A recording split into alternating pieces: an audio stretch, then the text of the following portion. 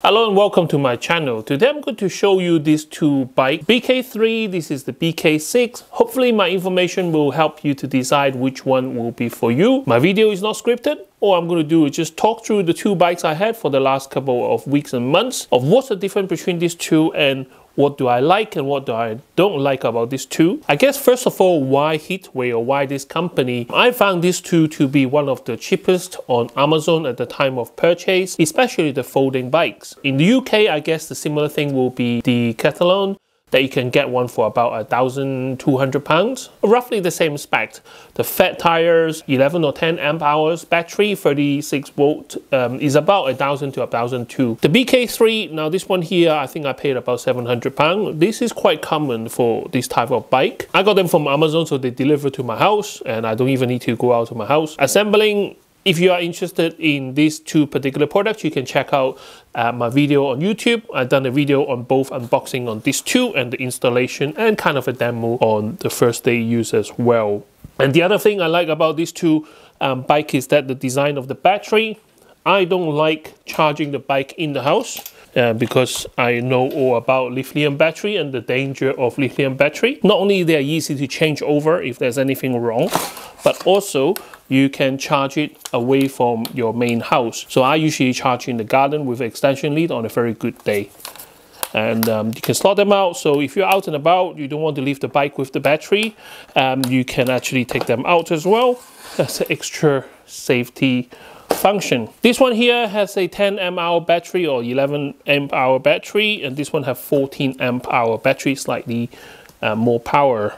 Reserve power on this battery here. Because they are from the same manufacturer, you will expect them to use a lot of the similar parts, and so far I have no problem with the parts that they use. For example, both of them have disc brake front and back. Both of them have Shimano gear, which is lovely to use, and because it's electric bike and the power kind of delivered as soon as you do half a turn of the pedal, it will sense that you are pedaling, and then the power will be delivered to the hub motor, which is on the rear wheel. Because of that, I never need to use low gear. I kind of usually use the maximum highest gear, so I can just freewheel it.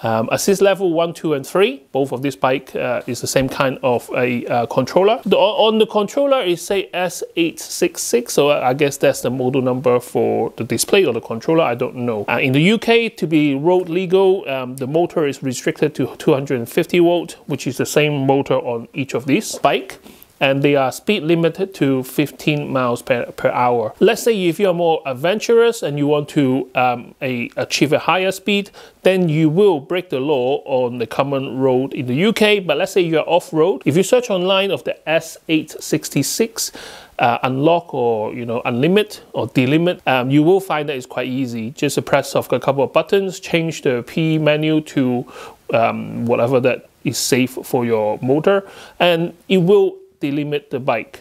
It won't give you super speed, but it will be faster than 15 miles per hour, which is the legal limits in the UK. Both of these have front suspension. For me, they are quite soft, and I don't think they're adjustable, and I'm not going to mess around with these two bikes. I'm just going to ride it how it goes. For UK road, they are quite useful. If you need to go up the curb or hit a pothole, at least you got some kind of a dampening so that it doesn't shake you to the bone. Seat, they do have a spring in them, so there is another kind of a half suspension for you if you're seated down and going through potholes or tree roots and stuff like that. They're not too uncomfortable. For a mountain bike size, I think there's only one size frame, so this is kind of designed one size for all. You have your seat post that you can adjust up and down, but you're limited in the space that you have. Now I'm 6'1", and I actually prefer a slightly longer bike for a longer journey. Literally, this one is my off-road bike. I will use this for like going to the woods and stuff like that, especially when you go down steep terrain that you want to stand upstanding on the pedal. I am going to install a drop post on this. As soon as I'm in the woods and I want to literally go to the speed limit 15 miles an hour in the woods, I do not like my bum on the seat. I'm not an expert rider, but I want to drop the seat. Yes, I can drop it when I'm in the woods. I have seen some cable control drop seats, which is quite cheap, that you can add it to yourself, which I'm going to change on this bike. That's the only modification I would do so far. This one here, perfect for A to B transportation. If you go to work and you don't want to sweat, this is the bike for you. And because the wheel is smaller, the motor has less work to do to propel you forward. So in a real life riding situation, I do find this one gives you a bit more torque.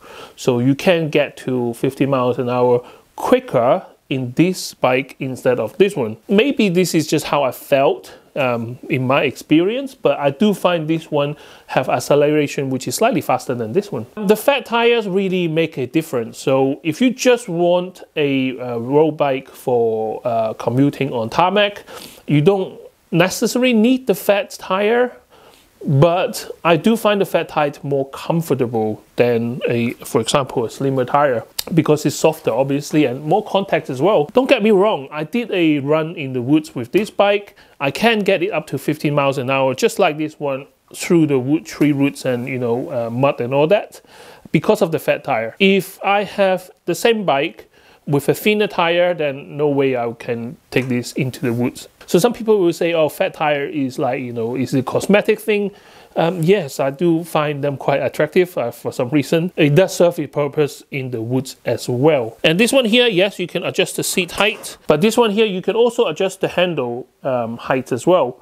So let's say if you are a shorter person, you might be able to still use this bike. So again, as a reference, I'm 6'1", and this is my kind of riding position. It's so comfortable that you just want to keep going and going and going. In terms of modification, what I have done to this bike is that I changed the plastic pedal, changed it to metal. Apart from that, I think that's the only thing I changed on this bike. Okay, so first one up, we have the BK3. And this is weighing at 27.3 kilos. So the BK3 is 27.3 kilos. All right, and the 14 amp hour battery is 3.4 kilos. So it will be interesting to see what's the weight difference between this one and the 10 amp hour battery. When I asked the seller on Amazon, they did say they are not interchangeable, but they look the same to me. So we might have a go at swapping them over. Okay, and the BK6 weighs 28.3 kilos, so this is slightly heavier than the BK3.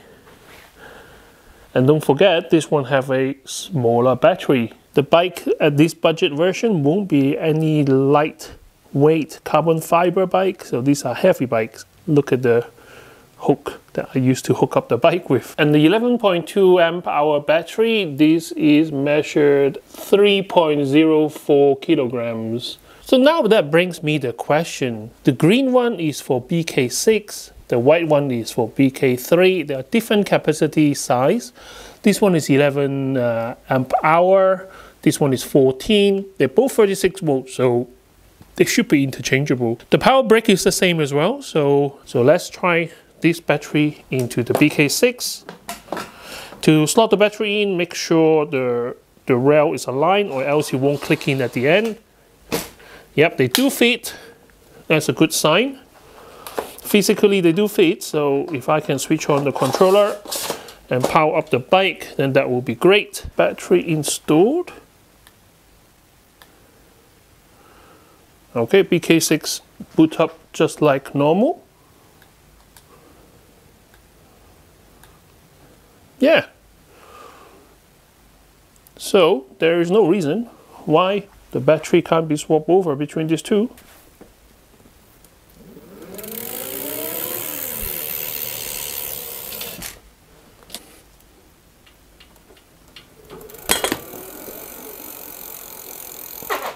Yep, that's one of my questions answered. You can swap the battery around, they are interchangeable. Now in the UK, to make it legal, there is no throttle control. So there is a blank here that you can plug in, but you need to get the throttle button here. BK6, I don't really mind not having it because, like I said before, half a turn of the pedal and the motor will kick in, so that will be your control. But as a mountain bike, sometimes when you go really slow speed or you're already in the mud and stopped, you do have to stand up to propel the bike forward. Because without moving the bike, the motor won't kick in.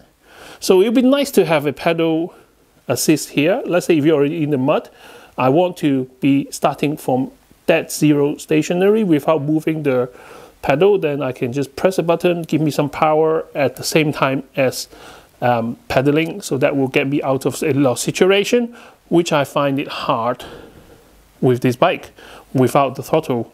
But that's the only time I missed it. On the road, I probably don't, because it's flat and you can freewheel it quite easily. The reason why I got the BK3 is that so I can stand up. The BK6 really not designed to stand up and ride.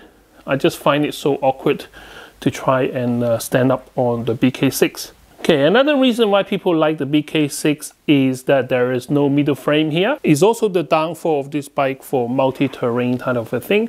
So without the middle bar, you can get on easier because you can just swing your leg in front of it, tiptoe a bit and slide your bum up for the seat. But I find that really affects the stability of the bike off-road. On the road, you don't really feel any different, but off-road, you will feel the difference. And if you want to stand up to absorb some of the shock from going down a steep terrain, you can forget about it. I just don't feel safe on this bike, on that kind of riding. Whereas this one here is more like a traditional mountain bike. Obviously, it's a hybrid bike. But this one here, I have no problem using it off-road. You can stand up on the pedal. Even if it's plastic, it is quite a wide pedal. Even if I need to stand up on this bike, I'm quite comfortable going down steep hill and all that. The tire, when they first came, it was shiny and hard. And I do find that quite dangerous in the road if the road is wet. But after about 20-30 miles of riding it, it kind of worn in now and it's kind of softer and give me a much better grip. And it's different from the BK6 because the BK6, the tire is so wide, and I don't know if it is a different material, so it doesn't come in all shiny like the BK3. And out of the box, I was already in the kind of a wet tarmac with no problem at all. Now, I don't think we can ever talk about electric bike without mentioning the range or battery life of the bike.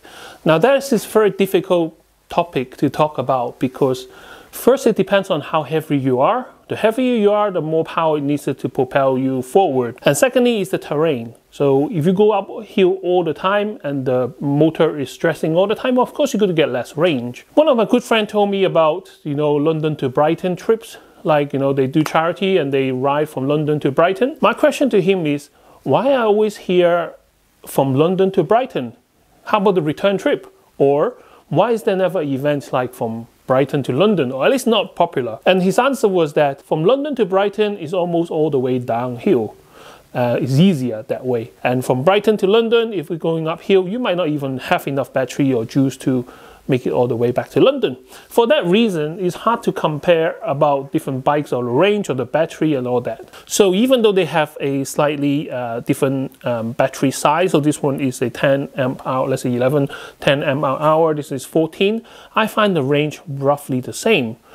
This one here, I can do about 25 or 30 miles on assist level 3 before I can see battery drain. So it doesn't cut off completely, but what happens is you can see on the gauge that, whenever the motor kicks in, you can see the battery level go to almost like 0 and then come back to 3 as soon as you use the throttle. So that means that it comes to a capacity where they can't keep up with the demand. So this one about 30 miles, this one about 25 miles before that happens. It can go on a lot more. I'm sure if I use assist level 2, which stick to, let's say, 12 miles an hour, instead of 15 max speed all the time, electronically limited, I can get more. How much more, I don't know yet. Over the time, if I use only assist level 2 for a long period of time, then I can tell you guys what that average means. Obviously, if you choose assist level 1, which goes to 10 miles an hour, the range should be even bigger. On the advertisement, I think they mentioned something about 90 kilometers. Or 90 miles, I can't remember, but that kind of range is very difficult to achieve.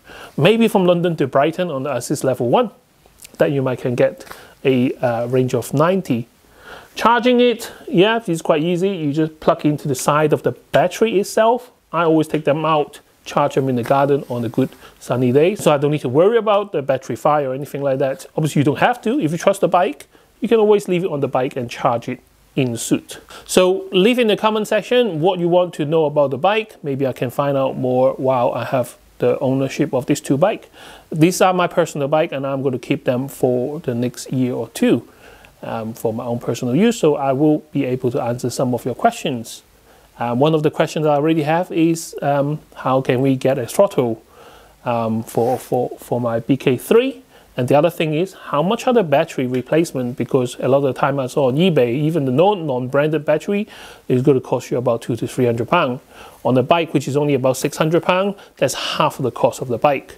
If I can get replacement battery, that is great. One thing about buying from a company like HITWAY is that they have so many different models, and I already answered one of the questions is the battery interchangeable? Yes, they are. They are physically sized the same, the connector is the same, even though the capacity is different. So hopefully they put the battery on the market, then in the future, if I need to want a spare battery or such, I can just buy any type of the HITWAY battery, and as long as is interchangeable, that will be great. Thank you very much for watching. I hope my information is useful for you. Don't forget to share, like, and subscribe to my channel to help me grow. I can't wait to see you next time with more interesting gadgets. Bye bye.